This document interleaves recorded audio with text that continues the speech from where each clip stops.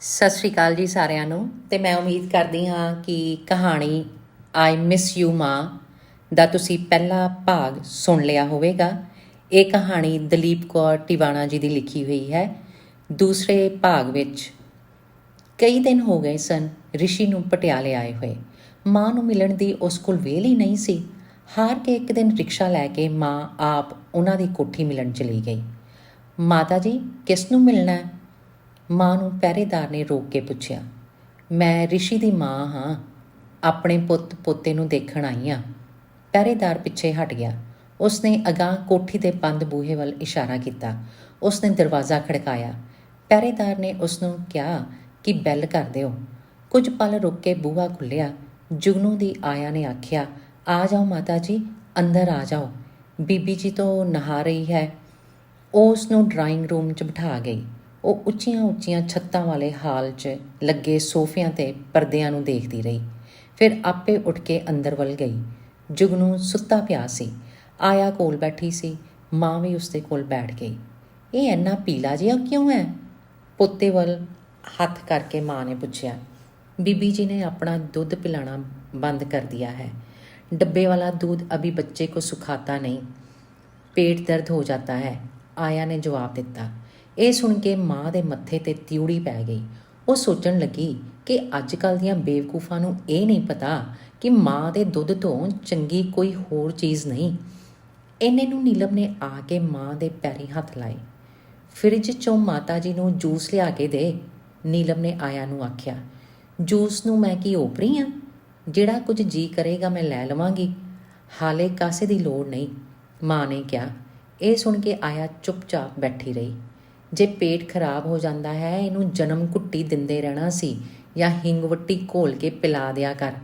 ਹੁਣੇ ਤੋਂ ਪੇਟ ਖਰਾਬ ਨਹੀਂ ਰਹਿਣਾ ਚਾਹੀਦਾ, ਆਪਣਾ ਦੁੱਧ ਪਿਆਇਆ ਕਰ, ਮਾਂ ਨੇ ਕਿਹਾ। ਊਂ ਤਾਂ ਦੇ ਦਿੰਦੀ ਹੁੰਨੀ ਆ, ਜੇ ਕਦੇ ਕਿਸੇ ਫੰਕਸ਼ਨ 'ਤੇ ਜਾਣਾ ਹੁੰਦਾ ਹੈ ਤਾਂ ਫਿਰ ਬੱਚੇ ਨੂੰ ਸਮੇਂ 'ਤੇ ਦੁੱਧ ਪਿਲਾਉਣਾ ਔਖਾ ਹੁੰਦਾ ਹੈ, ਨੀਲਮ ਨੇ ਜਵਾਬ ਦਿੱਤਾ। ਮੈਨੂੰ ਪੜ੍ਹੀਆਂ ਲਿਖੀਆਂ ਵਾਲੇ ਚੋਚਲੇ ਪਸੰਦ ਨਹੀਂ, ਨਾਲੇ ਬੱਚੇ ਨਾਲੋਂ ਵੱਡੀ ਕਿਹੜੀ ਪਾਰਟੀ ਪੂਟੀ ਹੁੰਦੀ ਆ। ਰੱਬ ਨੇ ਤੁਹਾਡੀ ਜੜ ਹਰੀ ਕੀਤੀ ਹੈ, ਇਹਨੂੰ ਸੰਭਾਲੋ। ਨੀਲਮ ਨੂੰ ਮਾਂ ਦੀਆਂ ਇਹ ਗੱਲਾਂ ਫਜ਼ੂਲ ਲੱਗਦੀਆਂ ਸਨ। ਉਹ ਉੱਠ ਕੇ ਸੇਬ ਤੇ ਕੇਲੇ ਇੱਕ ਪਲੇਟ 'ਚ ਰੱਖ ਕੇ ਲੈ ਆਈ। ਨਹੀਂ ਬਹੂ, ਅਜੇ ਤਾਂ ਮੈਂ ਕੁਝ ਨਹੀਂ ਖਾਣਾ, ਇਸ ਉਮਰ ਰੋਟੀ ਮਸਾਂ ਹਜ਼ਮ ਹੁੰਦੀ ਹੈ। ਹੋਰ ਸੁਣਾ, ਪੇਕੇ ਸਭ ਠੀਕ ਠਾਕ ਨੇ? ਹਾਂਜੀ, ਨੀਲਮ ਨੇ ਜਵਾਬ ਦਿੱਤਾ। ਤੇਰੇ ਭਰਾ ਦੇ ਫਿਰ ਧੀ ਹੋ ਗਈ? ਮਾਂ ਨੇ ਹਮਦਰਦੀ ਨਾਲ ਕਿਹਾ। ਅੱਜ ਕੱਲ੍ਹ ਧੀਆਂ ਪੁੱਤਾਂ 'ਚ ਕੋਈ ਫਰਕ ਨਹੀਂ ਸਮਝਿਆ ਜਾਂਦਾ। ਧੀਆਂ ਮਾਪਿਆਂ ਦਾ ਵੱਧ ਕਰਦੀਆਂ ਨੇ, ਨੀਲਮ ਨੇ ਕਿਹਾ। ਇਹ ਸਭ ਕਹਿਣ ਦੀਆਂ ਗੱਲਾਂ ਨੇ। ਕੁੜੀ ਨੇ ਵਿਆਹ ਕਰਕੇ ਅਗਲਿਆਂ ਨੂੰ ਖੁਸ਼ ਰੱਖਣਾ ਹੁੰਦਾ। ਆਪਣੇ ਪੇਕਿਆਂ ਦੀ ਖਬਰਸਾਰ ਲੈਣ ਦੀ ਵੇਲ ਹੀ ਕਿੱਥੇ ਹੁੰਦੀ ਹੈ ਉਸ ਕੋਲ, ਮਾਂ ਬੋਲੀ। ਨਹੀਂ ਮਾਂ ਜੀ, ਅੱਜ ਕੱਲ੍ਹ ਤੁਸੀਂ ਦੇਖਦੇ ਤਾਂ ਪਏ ਹੋ ਕਿ 5 ਵਿੱਚੋਂ 4 ਘਰਾਂ 'ਚ ਮੁੰਡੇ ਦੀ ਮਾਂ ਦੀ ਥਾਂ ਕੁੜੀ ਦੀ ਮਾਂ ਉਹਨਾਂ ਕੋਲ ਆਈ ਹੁੰਦੀ ਆ। ਨਹੀਂ ਸਾਊ, ਘਰ ਘਰਾਣੇ ਦੀਆਂ ਕੁੜੀਆਂ ਇਉਂ ਨਹੀਂ ਕਰਦੀਆਂ। ਉਹ ਉਹਨਾਂ ਨੂੰ ਬਣਦਾ ਮਾਣ ਸਤਿਕਾਰ ਦਿੰਦੀਆਂ ਨੇ। ਫਿਰ ਤਾਂ ਸੱਸ ਨੂੰ ਵੀ ਨੂੰਹ ਦੀ ਥਾਂ ਉਹ ਧੀ ਲੱਗਣ ਲੱਗ ਜਾਂਦੀ ਹੈ।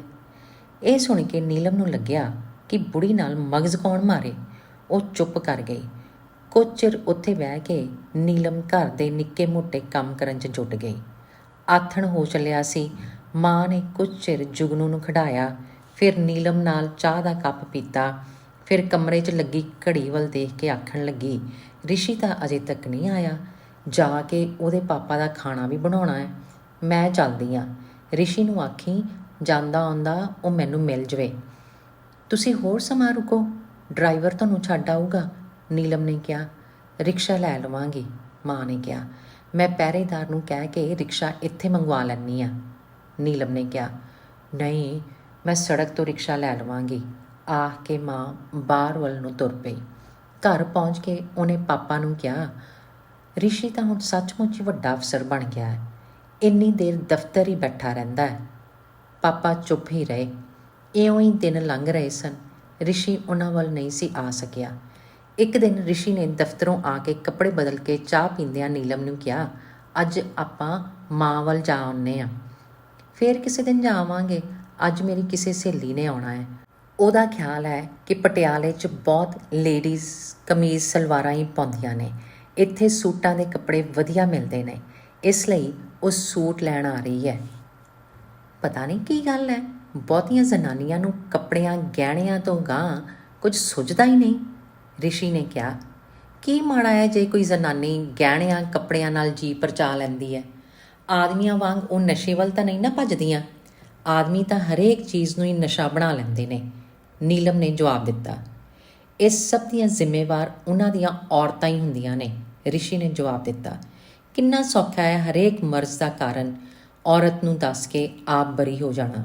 ਨੀਲਮ ਨੇ ਕਿਹਾ। ਬਾਹਰ ਬੈਲ ਹੋਈ ਹੈ, ਇਸ ਡਿਸਕਸ਼ਨ ਨੂੰ ਇੱਥੇ ਵਿਰਾਮ ਦਿੰਦੇ ਹਾਂ। ਕਿਸੇ ਵਿਹਲੇ ਸਮੇਂ ਇੱਥੋਂ ਸਟਾਰਟ ਕਰ ਲਵਾਂਗੇ। ਰਿਸ਼ੀ ਨੇ ਕਿਹਾ। ਨੌਕਰ ਨੇ ਦਰਵਾਜ਼ਾ ਖੋਲ੍ਹਿਆ। ਰੇਖਾ ਤੇ ਉਸ ਦਾ ਪਤੀ ਅੰਦਰ ਲੰਘ ਆਏ। ਨੀਲਮ ਨੇ ਰਿਸ਼ੀ ਨਾਲ ਉਹਨਾਂ ਦੀ ਇੰਟਰੋਡਕਸ਼ਨ ਕਰਾਈ। ਹੱਸਦੇ ਮੁਸਕਰਾਉਂਦੇ ਉਹ ਖਾਣੇ ਵਾਲੇ ਮੇਜ਼ ਦੇ ਦੁਆਲੇ ਬਹਿ ਗਏ। ਨੌਕਰ ਕੌਫੀ ਲੈਣ ਚਲਾ ਗਿਆ। ਨੀਲਮ ਨੇ ਡਰਾਈ ਫਰੂਟ ਦਾ ਡੱਬਾ ਖੋਲ੍ਹ ਕੇ ਉਹਨਾਂ ਅੱਗੇ ਪੇਸ਼ ਕੀਤਾ। ਬੜੀ ਰਾਤ ਗਈ ਤੱਕ ਉਹ ਇੱਧਰ ਉੱਧਰ ਦੀਆਂ ਗੱਲਾਂ ਕਰਦੇ ਰਹੇ। ਤੂੰ ਜੁਗਨੂ ਨੂੰ ਕੀ ਬਣਾਏਂਗੀ? ਰੇਖਾ ਨੇ ਨੀਲਮ ਨੂੰ ਪੁੱਛਿਆ। ਨੀਲਮ ਉਸਦੇ ਸਵਾਲ 'ਤੇ ਹੈਰਾਨ ਹੋਈ। ਰੇਖਾ ਨੇ ਟੈਸਟ ਕਰਾ ਕੇ ਦੇਖ ਲਿਆ ਹੈ ਤੇ ਇਹ ਆਪਣੀ ਹੋਣ ਵਾਲੀ ਬੇਟੀ ਦਾ ਤੁਹਾਡੇ ਜੁਗਨੂ ਨੂੰ ਰਿਸ਼ਤਾ ਕਰਨਾ ਚਾਹੁੰਦੀ ਹੈ, ਇਸ ਲਈ ਪੁੱਛਦੀ ਹੈ। ਰੇਖਾ ਦੇ ਘਰ ਵਾਲੇ ਨੇ ਮਜ਼ਾਕ ਕੀਤਾ। ਮੈਂ ਤਾਂ ਆਪਣੇ ਬੇਟੇ ਨੂੰ IAS ਬਣਾਉਂਗੀ, ਨੀਲਮ ਨੇ ਜਵਾਬ ਦਿੱਤਾ। ਆਹੋ, ਪੁੱਤਰ ਰਾਹੀਂ ਤਾਂ ਪਤੀ ਤੇ ਰੋਹਬ ਪਾਈਦਾ, ਰਿਸ਼ੀ ਬੋਲਿਆ। ਮੈਂ ਤਾਂ ਆਪਣੀ ਬੇਟੀ ਨੂੰ ਪੈਰਿਸ ਪੜ੍ਹਨ ਭੇਜਾਂਗੀ, ਰੇਖਾ ਨੇ ਕਿਹਾ। ਆਹੋ, ਜਿਹੜੇ ਸ਼ੌਂਕ ਆਪ ਨਹੀਂ ਪੂਰੇ ਕਰ ਸਕੀ ਉਹ ਧੀ ਰਾਹੀਂ ਪੂਰੇ ਹੋਣਗੇ, ਰੇਖਾ ਦਾ ਘਰ ਵਾਲਾ ਬੋਲਿਆ। ਇਹ ਵੀ ਬਈ ਕਮਾਲ ਦੀ ਗੱਲ ਹੈ ਕਿ ਬੱਚੇ ਮਾਪਿਆਂ ਰਾਹੀਂ ਜਿਉਣਾ ਸ਼ੁਰੂ ਕਰ ਦਿੰਦੇ ਨੇ ਤੇ ਬੱਚਿਆਂ ਨੂੰ ਆਖਦੇ ਨੇ ਹੋਸਟਲਾਂ 'ਚ ਜੀਓ ਜਿਵੇਂ ਅਸੀਂ ਚਾਹੁੰਦੇ ਹਾਂ, ਰਿਸ਼ੀ ਨੇ ਕਿਹਾ।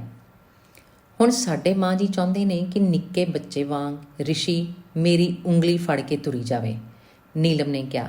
ਬਈ ਮਾਵਾਂ ਬੱਚਿਆਂ ਨੂੰ ਬਹੁਤ ਜ਼ਿਆਦਾ ਪਿਆਰ ਕਰਦੀਆਂ ਹੁੰਦੀਆਂ ਨੇ, ਰਿਸ਼ੀ ਨੇ ਕਿਹਾ।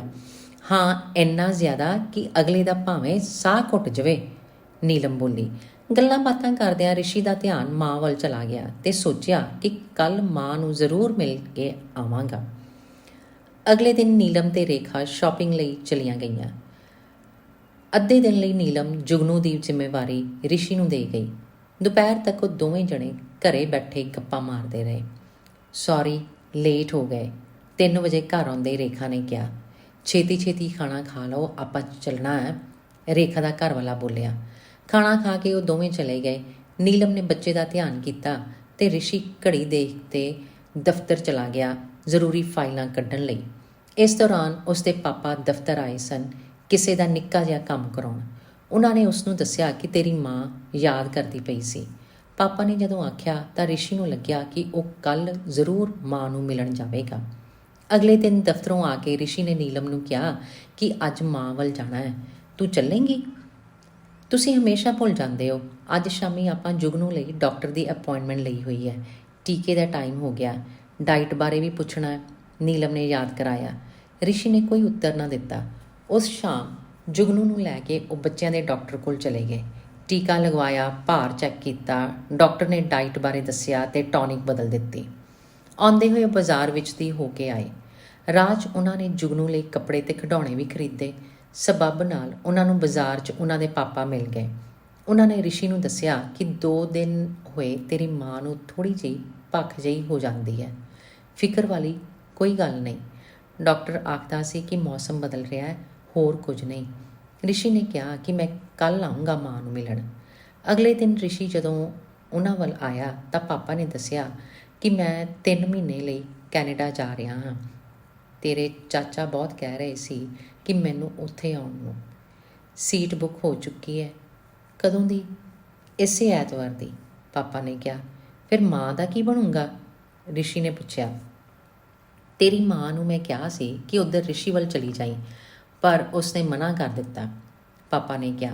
ਮਾਂ ਨੇ ਇਉਂ ਹੀ ਕੀਤਾ। ਪਾਪਾ ਦੇ ਜਾਣ ਮਗਰੋਂ ਉਹ ਰਿਸ਼ੀ ਵੱਲ ਨਹੀਂ ਆਈ। ਸੋਚਦੀ ਸੀ ਕਿ ਮੈਨੂੰ ਇਕੱਲੀ ਨੂੰ ਕੀ ਡਰ ਹੈਗਾ, ਛੋਟੂ ਮੇਰੇ ਕੋਲ। ਰਿਸ਼ੀ ਨੇ 1-2 ਵਾਰ ਕਿਹਾ ਕਿ ਤੁਸੀਂ ਸਾਡੇ ਕੋਲ ਚੱਲੋ, ਪਰ ਨੀਲਮ ਨੇ ਮਾਂ ਨੂੰ ਰਹਿਣ ਲਈ ਨਹੀਂ ਸੀ ਆਖਿਆ। ਇਸੇ ਕਰਕੇ ਉਹਨਾਂ ਦੇ ਘਰ ਜਾਣ ਨੂੰ ਮਾਂ ਦਾ ਮਨ ਨਹੀਂ ਸੀ ਕਰਦਾ। ਰਿਸ਼ੀ ਹੁਣ ਆਪਣੇ ਪਰਿਵਾਰ 'ਚ ਸੀ ਤੇ ਪਾਪਾ ਕੈਨੇਡਾ 'ਚ ਸੈਰਾਂ ਕਰਦੇ ਫਿਰਦੇ ਸਨ। ਮਾਂ ਨੂੰ ਲੱਗਦਾ ਜਿਵੇਂ ਉਸ ਦੇ ਸਾਰੇ ਕਾਰਜ ਮੁੱਕ ਗਏ ਨੇ। ਪਾਪਾ ਦਾ ਫੋਨ ਮਾਂ ਨੂੰ ਆਇਆ। ਹਾਲ ਚਾਲ ਪੁੱਛਦੇ ਸਨ। ਮਾਂ ਨੇ ਪੁੱਛਿਆ, ਵਾਪਸ ਕਦੋਂ ਆ ਰਹੇ ਹੋ? ਅੱਗੋਂ ਉਹਨਾਂ ਨੇ ਜਵਾਬ ਦਿੱਤਾ, ਗੁਰਦਾਸ ਆਖਦਾ ਹੈ ਮਸਾਂ ਤਾਂ ਤੁਸੀਂ ਕਿਧਰੇ ਕੈਨੇਡਾ ਆਏ ਹੋ, ਹੁਣ ਕੁਝ ਹੋਰ ਚਿਰ ਰਵੋ, ਦੁਨੀਆ ਦੇਖੋ। ਉਹ ਤਾਂ ਇਹ ਵੀ ਕਹਿੰਦਾ ਤੁਹਾਨੂੰ ਬਾਕੀ ਦੁਨੀਆ ਵੀ ਘੁਮਾ ਕੇ ਲਿਆਵਾਂਗਾ, ਤੁਸੀਂ ਦੇਖੋਗੇ ਕਿ ਇੱਧਰਲੇ ਲੋਕ ਕਿਵੇਂ ਜਿਉਂਦੇ ਨੇ। ਅੱਗੋਂ ਮਾਂ ਨੇ ਉੱਤਰ ਦਿੱਤਾ, ਗੁਰਦਾਸ ਤੁਹਾਨੂੰ ਕੱਲ੍ਹ ਨੂੰ ਆਖੇਗਾ ਕਿ ਆਪਣੇ ਵਾਂਗ ਤੁਹਾਨੂੰ ਵੀ ਮੇਮ ਲਿਆ ਕੇ ਦੇ ਦਿੰਨਾ, ਫਿਰ ਤਾਂ ਇੱਧਰ ਆਉਣ ਦੀ ਵੀ ਲੋੜ ਨਹੀਂ ਪੈਣੀ। ਗੱਲ ਸੁਣ ਕੇ ਪਾਪਾ ਹੱਸ ਪਏ ਤੇ ਬੋਲੇ, ਅਸੀਂ ਮੇਮਾਂ ਬਾਰੇ ਗਲਤ ਸੋਚਦੇ ਹਾਂ ਕਿ ਮੇਮਾਂ ਨਿਰੀਆਂ ਲਫੰਗੀਆਂ ਹੀ ਹੁੰਦੀਆਂ ਨੇ। ਨਹੀਂ, ਪੰਜੇ ਉਂਗਲਾਂ ਇੱਕਸਾਰ ਨਹੀਂ ਹੁੰਦੀਆਂ। ਸਾਡੀਆਂ ਔਰਤਾਂ ਸਾਰੀਆਂ ਹੀ ਕਿਹੜੀਆਂ ਭਲੀਆਂ ਹੁੰਦੀਆਂ ਨੇ। ਸਾਡੀ ਰਿਸ਼ੀ ਦੀ ਮਾਂ ਕਿਹੜੀ ਕਿਸੇ ਮੇਮ ਤੋਂ ਘੱਟ ਹੈ। ਤੁਸੀਂ ਹੁਣ ਵਾਪਸ ਮੁੜਨ ਦੀ ਗੱਲ ਕਰੋ। ਹਰੇਕ ਪੁੱਛਦਾ ਹੈ ਕਿ ਰਿਸ਼ੀ ਦੇ ਪਾਪਾ ਨੇ ਬੜਾ ਚਿਰ ਲਾ ਦਿੱਤਾ, ਉੱਥੇ ਕੀ ਕਰਦੇ ਨੇ? ਲੋਕਾਂ ਦੇ ਮਾਰੋ ਗੋਲੀ। ਜੇ ਰਿਸ਼ੀ ਦੀ ਮਾਂ ਆਖਦੀ ਹੈ ਤਾਂ ਮੈਂ ਛੇਤੀ ਆ ਜਾਊਂਗਾ। ਆਮ ਜਨਾਨੀਆਂ ਤਾਂ ਆਖਦੀਆਂ ਹੁੰਦੀਆਂ ਨੇ, ਇਹ ਹੋਵੇ ਕਿਧਰੇ 4 ਦਿਨ ਦਫਾ, ਸੁੱਖ ਦਾ ਸਾਹ ਆਵੇ। ਪਾਪਾ ਨੇ ਮਜ਼ਾਕ ਕੀਤਾ। ਤੁਸੀਂ ਮਜ਼ਾਕ ਛੱਡੋ, ਬਸ ਬਥੇਰਾ ਰਹਿ ਲਿਆ ਕੈਨੇਡਾ, ਆਖ ਕੇ ਮਾਂ ਨੇ ਫੋਨ ਬੰਦ ਕਰ ਦਿੱਤਾ। ਉੱਧਰ ਰਿਸ਼ੀ ਨੇ ਨੀਲਮ ਨੂੰ ਫੋਨ ਕਰਕੇ ਆਖਿਆ ਕਿ ਅੱਜ ਮਾਂ ਵੱਲ ਚੱਲਣਾ ਹੈ, ਮੈਂ ਜਲਦੀ ਆ ਜਾਵਾਂਗਾ, ਤੁਸੀਂ ਦੋਵੇਂ ਤਿਆਰ ਰਹੀਓ। ਅੱਗੋਂ ਨੀਲਮ ਕਹਿਣ ਲੱਗੀ, ਮੈਂ ਤੁਹਾਨੂੰ ਆਪ ਫੋਨ ਕਰਨ ਵਾਲੀ ਸੀ। ਮੈਂ ਤਾਂ ਅੱਜ ਅਖਬਾਰ 'ਚ ਦੇਖਿਆ ਹੈ ਕਿ ਡਾਇਮੰਡ ਦੇ ਗਹਿਣਿਆਂ ਦੀ ਪ੍ਰਦਰਸ਼ਨੀ ਲੱਗੀ ਹੈ। ਅੱਜ ਉਸ ਦਾ ਆਖਰੀ ਦਿਨ ਹੈ। 20% ਘੱਟ ਕੀਮਤ 'ਤੇ ਦੇ ਰਹੇ ਨੇ, ਨਾਲ ਡਾਇਮੰਡ ਦੇ ਅਸਲੀ ਹੋਣ ਦਾ ਸਰਟੀਫਿਕੇਟ ਵੀ। ਮਾਂ ਜੀ ਵੱਲ ਕੱਲ੍ਹ ਚਲੇ ਜਾਵਾਂਗੇ। ਕਿੰਨੇ ਦਿਨ ਹੋ ਗਏ ਸੋਚਦੇ, ਪਰ ਜਾ ਹੀ ਨਹੀਂ ਹੁੰਦਾ। ਰਿਸ਼ੀ ਨੇ ਕਿਹਾ, ਤੁਸੀਂ ਹੁਣ ਬੱਚੇ ਥੋੜ੍ਹੀ ਹੈ ਕਿ ਸਾਰਾ ਵੇਲਾ ਮਾਂ ਕਰਦੇ ਰਹੋ। ਨੀਲਮ ਅੱਗੋਂ ਬੋਲੀ, ਤੂੰ ਇਹ ਕਿਉਂ ਨਹੀਂ ਆਖਦੀ ਕਿ ਔਰਤਾਂ ਨੂੰ ਗਹਿਣਿਆਂ ਕੱਪੜਿਆਂ ਦਾ ਨਸ਼ਾ ਹੁੰਦਾ ਹੈ, ਇਸ ਲਈ ਬਹੁਤਾ ਧਿਆਨ ਇਸ ਪਾਸੇ ਰਹਿੰਦਾ ਹੈ। ਚਲੋ ਜੀ, ਮੰਨ ਲੈਂਦੇ ਹਾਂ ਤੁਹਾਡੀਆਂ ਗੱਲਾਂ, ਪਰ ਇਹ ਨਸ਼ਾ ਆਦਮੀਆਂ ਦੇ ਹਰੇਕ ਨਸ਼ੇ ਨਾਲੋਂ ਚੰਗਾ। ਤੈਨੂੰ ਤਾਂ ਨੀਲਮ ਵਕੀਲ ਹੋਣਾ ਚਾਹੀਦਾ ਸੀ। ਤੇਰੇ ਕੋਲ ਹਰ ਗੱਲ ਦਾ ਜਵਾਬ ਤਿਆਰ ਹੈ, ਰਿਸ਼ੀ ਨੇ ਕਿਹਾ। ਡਾਇਮੰਡ ਖਰੀਦਣ ਵਾਸਤੇ ਪੈਸੇ ਹੈਗੇ ਆ ਤੇਰੇ ਕੋਲ? ਰਿਸ਼ੀ ਨੇ ਪੁੱਛਿਆ। ਉਹ 6 ਮਹੀਨੇ ਤੱਕ ਦਾ ਚੈੱਕ ਲੈ ਲੈਂਦੇ ਨੇ, ਨੀਲਮ ਨੇ ਜਵਾਬ ਦਿੱਤਾ।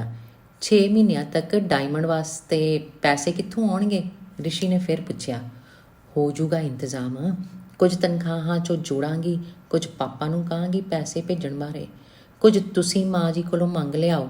ਮੈਂ ਤਾਂ ਇਹ ਵੀ ਸੁਣਿਆ ਹੋਇਆ ਹੈ ਕਿ ਤੁਹਾਡੇ ਵਰਗੇ ਅਫਸਰਾਂ ਕੋਲ ਤਕੜੀਆਂ ਸਾਮੀਆਂ ਹੁੰਦੀਆਂ ਨੇ, ਮਾੜਾ ਜਿਹਾ ਉਸ ਦਾ ਕੋਈ ਕੰਮ ਸਾਰ ਦਿਓ, ਜਿੰਨੇ ਮਰਜ਼ੀ ਪੈਸੇ ਝਾੜ ਲਵੋ। ਜੁਗਨੂ ਨੂੰ ਹਰਾਮ ਦੀ ਕਮਾਈ ਨਾਲ ਪਾਲੇਂਗੀ, ਉਹ ਹਰਾਮ ਦਾ ਹੀ ਬਣੂ। ਮੈਨੂੰ ਤਾਂ ਮਾਂ ਨੇ ਇਹੀ ਸਿਖਾਇਆ। ਚਲੋ ਛੱਡੋ ਸਾਰੀਆਂ ਗੱਲਾਂ, ਨਹੀਂ ਲੈ ਕੇ ਦੇਣੇ ਨਾ ਲੈ ਕੇ ਦਿਓ, ਆਖ ਕੇ ਨੀਲਮ ਨੇ ਫੋਨ ਬੰਦ ਕਰ ਦਿੱਤਾ। ਰਿਸ਼ੀ ਨੇ ਸੋਚਿਆ ਕਿ ਚਲੋ ਬਹੁਤੇ ਕੀਮਤੀ ਗਹਿਣੇ ਨਾ ਸਹੀ, ਘੱਟ ਕੀਮਤੀ ਗਹਿਣੇ ਲੈ ਲਵਾਂਗੇ। ਛੇਤੀ ਦਫ਼ਤਰੋਂ ਘਰ ਆ ਗਿਆ। ਉਹ ਪ੍ਰਦਰਸ਼ਨੀ ਦੇਖਣ ਚਲੇ ਗਏ। ਹੀਰਿਆਂ ਦੇ ਗਹਿਣੇ ਅਸਲ 'ਚ ਬਹੁਤ ਖੂਬਸੂਰਤ ਸਨ। ਰਿਸ਼ੀ ਨੂੰ ਵੀ ਚੰਗੇ ਲੱਗੇ। ਨੀਲਮ ਨੇ ਜਦੋਂ ਪਾ ਦਿਖਾਏ, ਉਹ ਖੁਸ਼ ਸੀ। ਰਿਸ਼ੀ ਨੂੰ 6 ਮਹੀਨੇ ਗਾਂਹ ਦਾ ਚੈੱਕ ਦੇਣਾ ਪਿਆ। ਕਾਫੀ ਦੇਰ ਹੋਈ ਘਰ ਨੂੰ ਮੁੜੇ ਤਾਂ ਪਹਿਰੇਦਾਰ ਨੇ ਦੱਸਿਆ ਕਿ ਮਾਂ ਜੀ ਆਏ ਸਨ। ਕਾਫੀ ਚਿਰ ਉਡੀਕਦੇ ਰਹੇ, ਕਹਿੰਦੇ ਸੀ ਕਿ ਜੀ ਵੀ ਰਾਜ਼ੀ ਨਹੀਂ। ਕੱਲ੍ਹ ਦਫ਼ਤਰੋਂ ਸਿੱਧੇ ਮਾਂ ਜੀ ਦੇ ਘਰ ਚਲੇ ਜਾਣਾ। ਨੀਲਮ ਨੇ ਰਿਸ਼ੀ ਨੂੰ ਖੁਸ਼ ਕਰਨ ਲਈ ਕਿਹਾ। ਅਗਲੇ ਦਿਨ ਦੁਪਹਿਰ ਤੋਂ ਮਗਰੋਂ ਜਦੋਂ ਰਿਸ਼ੀ ਦਫ਼ਤਰ ਦਾ ਕੰਮ ਛੇਤੀ ਮੁਕਾ ਰਿਹਾ ਸੀ ਤਾਂ ਉਸ ਦਾ ਬੌਸ ਉਸ ਦੇ ਕਮਰੇ 'ਚ ਆ ਗਿਆ।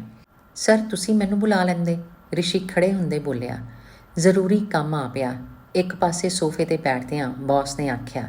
ਰਿਸ਼ੀ ਨੇ ਘੰਟੀ ਮਾਰ ਕੇ ਚਪੜਾਸੀ ਨੂੰ 2 ਕੱਪ ਕੌਫੀ ਲਿਆਉਣ ਲਈ ਕਿਹਾ। ਕੀ ਗੱਲ ਹੈ ਸਰ? ਰਿਸ਼ੀ ਨੇ ਪੁੱਛਿਆ। ਮੇਰੇ ਸਹੁਰਾ ਸਾਹਿਬ ਦਿੱਲੀ ਰਹਿੰਦੇ ਸਨ, ਹੁਣੇ ਫੋਨ ਆਇਆ ਕਿ ਅਚਾਨਕ ਹਾਰਟ ਫੇਲ ਨਾਲ ਸੁਰਗਵਾਸ ਹੋ ਗਏ ਨੇ। ਤੁਹਾਨੂੰ ਪਤਾ ਹੀ ਹੈ ਕਿ ਇੱਕੋ ਮੇਰਾ ਸਾਲਾ ਹੈ, ਉਹ ਅਮਰੀਕਾ ਹੈ, ਉਸਨੇ ਐਡੀ ਛੇਤੀ ਪਹੁੰਚ ਨਹੀਂ ਸਕਣਾ, ਆਪਾਂ ਨੂੰ ਹੀ ਚੱਲ ਕੇ ਕਿਰਿਆਕਰਮ ਕਰਾਉਣਾ ਪੈਣਾ ਹੈ, ਬੌਸ ਨੇ ਕਿਹਾ। ਠੀਕ ਹੈ, ਚਲੇ ਚੱਲਾਂਗੇ। ਕੌਫੀ ਦਾ ਕੱਪ ਉਸਦੇ ਅੱਗੇ ਕਰਕੇ ਆਪਣਾ ਕੱਪ ਚੁੱਕ ਕੇ ਰਿਸ਼ੀ ਬੋਲਿਆ, ਤੂੰ ਰਾਤ ਜੋਗਾ ਨਾਈਟ ਸੂਟ ਲੈ ਕੇ ਡਰਾਈਵਰ ਨੂੰ ਲੈ ਕੇ ਸਾਡੇ ਘਰ ਆ ਜਾ, ਬੌਸ ਨੇ ਕਿਹਾ। ਸਰ, ਅੱਜ ਤਾਂ ਦਿੱਲੀ ਪਹੁੰਚਦਿਆਂ ਲੇਟ ਹੋ ਜਾਵਾਂਗੇ। ਕੌਫੀ ਪੀਣ ਮਗਰੋਂ ਬੌਸ ਚਲਿਆ ਗਿਆ। ਉਸ ਦੀ ਪਤਨੀ ਨੇ ਵੀ ਨਾਲ ਜਾਣਾ ਸੀ।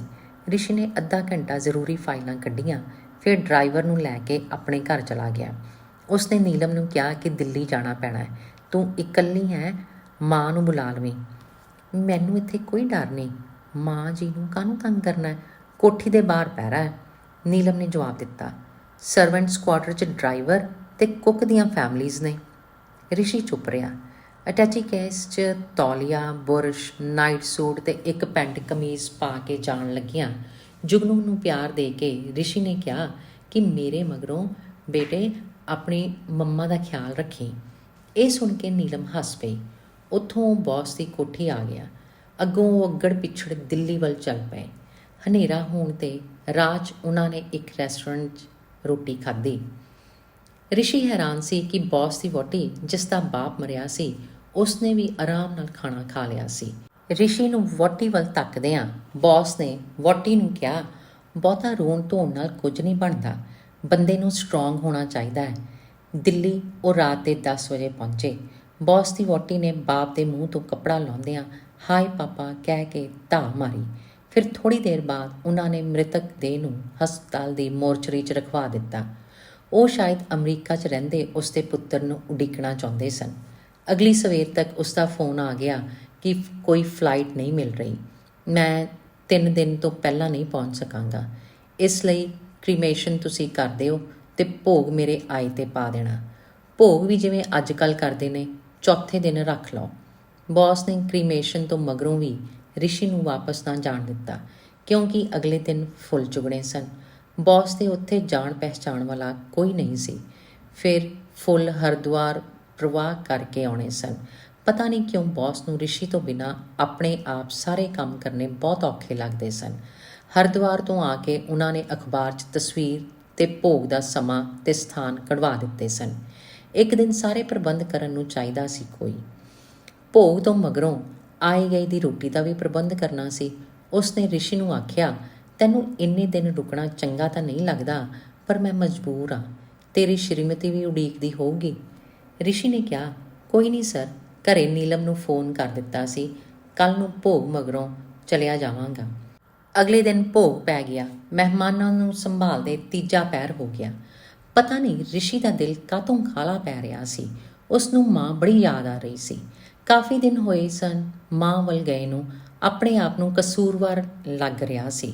ਉੱਧਰ ਮਾਂ ਨੂੰ ਪਹਿਲਾਂ ਹਲਕਾ ਜਿਹਾ ਬੁਖਾਰ ਹੋ ਗਿਆ, ਫਿਰ ਤੇਜ਼ ਬੁਖਾਰ ਹੋ ਗਿਆ। ਉਸਨੇ ਸੋਚਿਆ ਕਿ ਰਿਕਸ਼ਾ ਮੰਗਵਾ ਕੇ ਆਪ ਹੀ ਡਾਕਟਰ ਨੂੰ ਦਿਖਾਵਾਂ, ਪਰ ਉਸ ਤੋਂ ਜਿਵੇਂ ਖੜਿਆ ਨਹੀਂ ਸੀ ਜਾ ਰਿਹਾ। ਉਸਨੇ ਛੋਟੂ ਨੂੰ ਰਿਸ਼ੀ ਦੇ ਘਰ ਭੇਜਿਆ ਕਿ ਮਾਂ ਜੀ ਦੀ ਤਬੀਅਤ ਠੀਕ ਨਹੀਂ। ਨੀਲਮ ਨੇ ਦੱਸਿਆ ਕਿ ਉਹ ਤਾਂ ਦਿੱਲੀ ਗਏ ਹੋਏ ਨੇ, ਮੈਂ ਕੱਲ੍ਹ ਆਵਾਂਗੀ ਮਾਂ ਜੀ ਕੋਲ। ਫਿਰ ਛੋਟੂ ਆਪ ਹੀ ਦਵਾਈਆਂ ਦੀ ਦੁਕਾਨ 'ਤੇ ਜਾ ਕੇ ਇਹ ਕਹਿ ਕੇ ਮਾਂ ਜੀ ਨੂੰ ਬੁਖਾਰ ਹੈ ਦਵਾਈ ਲੈ ਆਇਆ। ਮਾਂ ਨੇ ਦਵਾਈ ਖਾ ਤਾਂ ਲਈ ਸੀ, ਪਰ ਕੋਈ ਫਰਕ ਨਹੀਂ ਸੀ ਪਿਆ। ਉਸ ਦੀ ਤਬੀਅਤ ਹੋਰ ਵੀ ਖਰਾਬ ਹੋ ਗਈ। ਛੋਟੂ ਦੇ ਸਮਝ ਕੁਝ ਨਹੀਂ ਸੀ ਆ ਰਿਹਾ ਕਿ ਉਹ ਕੀ ਕਰੇ। ਮਾਂ ਨੇ ਵੀ ਉਸ ਨੂੰ ਕੁਝ ਨਹੀਂ ਕਿਹਾ। ਪਤਾ ਨਹੀਂ ਕੀ ਸੋਚ ਕੇ ਮਾਂ ਦੀਆਂ ਅੱਖਾਂ 'ਚ ਪਾਣੀ ਭਰ ਆਇਆ। ਦੁਪਹਿਰ ਵੇਲੇ ਉਸਨੇ ਆਪਣੇ ਸਿਰਹਾਣੇ ਹੇਠਾਂ ਰੱਖੀ ਇੱਕ ਚਿੱਠੀ ਕੱਢੀ ਜਿਸ ਉੱਪਰ ਮੋਟੇ-ਮੋਟੇ ਅੱਖਰਾਂ 'ਚ ਲਿਖਿਆ ਸੀ, ਆਈ ਮਿਸ ਯੂ ਮਾਂ। ਮਾਂ ਨੇ ਰਿਸ਼ੀ ਦੀ ਲਿਖੀ ਇਹ ਚਿੱਠੀ ਹੱਥ ਵਿੱਚ ਘੁੱਟ ਲਈ। ਉਸ ਦਾ ਸਾਰਾ ਜਿਸਮ ਟੁੱਟਦਾ ਜਾ ਰਿਹਾ ਸੀ। ਰਿਸ਼ੀ ਨੇ ਤੀਜੇ ਪੈਰ ਬਿਨਾਂ ਖਾਧੇ ਪੀਤੇ ਹੀ ਡਰਾਈਵਰ ਨੂੰ ਵਾਪਸ ਚੱਲਣ ਲਈ ਕਿਹਾ। ਬੌਸ ਨੇ ਉਸ ਦਾ ਧੰਨਵਾਦ ਕੀਤਾ। ਵਾਪਸ ਜਾਂਦਾ ਹੋਇਆ ਰਿਸ਼ੀ ਸੋਚ ਰਿਹਾ ਸੀ ਕਿ ਬੇਸ਼ੱਕ ਜਿੰਨਾ ਮਰਜ਼ੀ ਹਨੇਰਾ ਹੋ ਜਾਏ, ਮੈਂ ਸਿੱਧਾ ਮਾਂ ਕੋਲ ਹੀ ਜਾਵਾਂਗਾ। ਮਾਂ ਥੋੜ੍ਹਾ ਜਿਹਾ ਗੁੱਸਾ ਤਾਂ ਦਿਖਾਏਗੀ, ਫਿਰ ਆਪ ਹੀ ਮੰਨ ਜਾਏਗੀ। ਥੋੜ੍ਹਾ ਤੇਜ਼ ਚਲਾ, ਉਸਨੇ ਡਰਾਈਵਰ ਨੂੰ ਬੇਧਿਆਨੇ ਜਿਹੇ ਹੋ ਕੇ ਕਿਹਾ। ਆਪਾਂ ਸਰ ਪਹਿਲਾਂ ਹੀ ਕਾਫੀ ਸਪੀਡ 'ਤੇ ਜਾ ਰਹੇ ਹਾਂ, ਡਰਾਈਵਰ ਨੇ ਕਿਹਾ। ਜਦ ਉਹਨਾਂ ਨੂੰ ਟੋਲ ਟੈਕਸ 'ਤੇ ਖੜ੍ਹਾ ਲਿਆ ਗਿਆ, ਉਦੋਂ ਰਿਸ਼ੀ ਦਾ ਜੀ ਕੀਤਾ ਕਿ ਅੱਗੇ ਖੜ੍ਹੇ ਵਾਹਨਾਂ 'ਚ ਟੱਕਰ ਮਾਰ ਕੇ ਇੱਧਰ ਉੱਧਰ ਕਰਕੇ ਆਪ ਛੇਤੀ ਲੰਘ ਜਾਵੇ। ਟੋਲ ਟੈਕਸ ਵਾਲੇ ਤੋਂ ਬਣਦੇ ਪੈਸੇ ਲੈਣ ਲਈ ਨਹੀਂ ਸੀ ਰੁਕੇ। ਰਾਹ ਮਿਲਦਿਆਂ ਹੀ ਡਰਾਈਵਰ ਨੇ ਗੱਡੀ ਭਜਾ ਲਈ। ਅੱਜ ਜੇ ਮਾਂ ਜੀ ਨੂੰ ਪਤਾ ਲੱਗਿਆ ਕਿ ਗੱਡੀ ਇੰਨੀ ਤੇਜ਼ ਭਜਾਈ ਆ ਤਾਂ ਜ਼ਰੂਰ ਮੇਰੇ ਜੁੱਤੀਆਂ ਪੈਣਗੀਆਂ, ਡਰਾਈਵਰ ਨੇ ਕਿਹਾ। ਥੋੜ੍ਹੀ ਰਾਤ ਗਏ ਤੱਕ ਉਹ ਮਾਂ ਦੇ ਘਰ ਪੁੱਜ ਗਏ। ਰਿਸ਼ੀ ਫਾਟਕ ਖੋਲ੍ਹ ਕੇ ਅੰਦਰ ਗਿਆ। ਮੋਤੀ ਪਹਿਲਾਂ ਵਾਂਗ ਛਲਾਂਗਾ ਮਾਰਦਾ ਉਸ ਵੱਲ ਨਹੀਂ ਭੱਜਿਆ। ਅੰਦਰ ਜਾ ਕੇ ਰਿਸ਼ੀ ਨੇ ਦੇਖਿਆ ਕਿ ਮਾਂ ਕੋਲ ਇੱਕ ਪਾਸੇ ਛੋਟੂ ਚੌਂਕੀ 'ਤੇ ਬੈਠਾ ਹੋਇਆ ਉਂਘਲਾ ਰਿਹਾ ਸੀ। ਮਾਂ ਦੇ ਆਉਣ ਦਾ ਖੜਕਾ ਸੁਣ ਕੇ ਉੱਪੜਵਾਏ ਜਾਗਿਆ ਤੇ ਬੋਲਿਆ ਕਿ ਮਾਂ ਜੀ ਕੋਈ ਗੱਲ ਨਹੀਂ ਕਰ ਰਹੇ, ਪਤਾ ਨਹੀਂ ਕੀ ਹੋ ਗਿਆ। ਰਿਸ਼ੀ ਮਾਂ ਦੇ ਨੇੜੇ ਗਿਆ। ਉਸ ਦੀ ਨਬਜ਼ ਟੋਈ, ਮੱਥੇ 'ਤੇ ਹੱਥ ਰੱਖਿਆ। ਮਾਂ ਪਤਾ ਨਹੀਂ ਕਦੋਂ ਦੀ ਜਾ ਚੁੱਕੀ ਸੀ। ਉਸਨੇ ਮਾਂ ਦੀਆਂ ਉਂਗਲਾਂ ਸਿੱਧੀਆਂ ਕਰਕੇ ਹੱਥ 'ਚੋਂ ਚਿੱਠੀ ਕੱਢੀ ਜੋ ਰਿਸ਼ੀ ਦੀ ਆਪਣੀ ਹੀ ਲਿਖੀ ਹੋਈ ਸੀ। ਆਈ ਮਿਸ ਯੂ ਮਾਂ। ਉਹ ਬੱਚਿਆਂ ਵਾਂਗ ਵਿਲਕ ਕੇ ਮਾਂ ਦੇ ਗਲ ਲੱਗ ਗਿਆ। ਮਾਂ ਦੀਆਂ ਅੱਧ ਖੁੱਲੀਆਂ ਅੱਖਾਂ ਵੱਲ ਦੇਖ ਉਸ ਨੂੰ ਲੱਗਿਆ ਜਿਵੇਂ ਉਹ ਆਖ ਰਹੀ ਹੋਵੇ, ਆਈ ਮਿਸ ਯੂ ਰਾਜਾ। ਧੰਨਵਾਦ। ਸੋ ਦੋਸਤੋ, ਮੈਂ ਤੁਹਾਨੂੰ ਇਹ ਕਹਿਣਾ ਚਾਹਾਂਗੀ ਕਿ ਜੇ ਤੁਸੀਂ ਆਪਣੇ ਮਾਤਾ ਪਿਤਾ ਤੋਂ ਦੂਰ ਕਿਸੇ ਦੂਸਰੇ ਸ਼ਹਿਰ ਦੇ ਵਿੱਚ, ਕਿਸੇ ਦੂਸਰੇ ਦੇਸ਼ ਦੇ ਵਿੱਚ ਰਹਿੰਦੇ ਹੋ, ਤਾਂ ਆਪਣੇ ਮਾਤਾ ਪਿਤਾ ਨੂੰ ਦਿਨ ਦੇ ਵਿੱਚ ਆਪਣੀ ਰੁਝੇਵਿਆਂ ਭਰੀ ਜ਼ਿੰਦਗੀ ਦੇ ਵਿੱਚੋਂ ਥੋੜ੍ਹਾ ਜਿਹਾ ਟਾਈਮ ਕੱਢ ਕੇ ਹਰ ਰੋਜ਼ ਤੁਸੀਂ ਫੋਨ ਜ਼ਰੂਰ ਕਰਿਆ ਕਰੋ। ਸੁਣਦੇ ਰਹੋ ਮੇਰੇ ਇਸ YouTube ਚੈਨਲ ਪੰਜਾਬੀ ਕਹਾਣੀਆਂ ਬਾਏ ਰੂਬੀ 'ਤੇ ਮੇਰੇ ਵੱਲੋਂ ਸੁਣਾਈਆਂ ਗਈਆਂ ਪੰਜਾਬੀ ਕਹਾਣੀਆਂ। ਧੰਨਵਾਦ।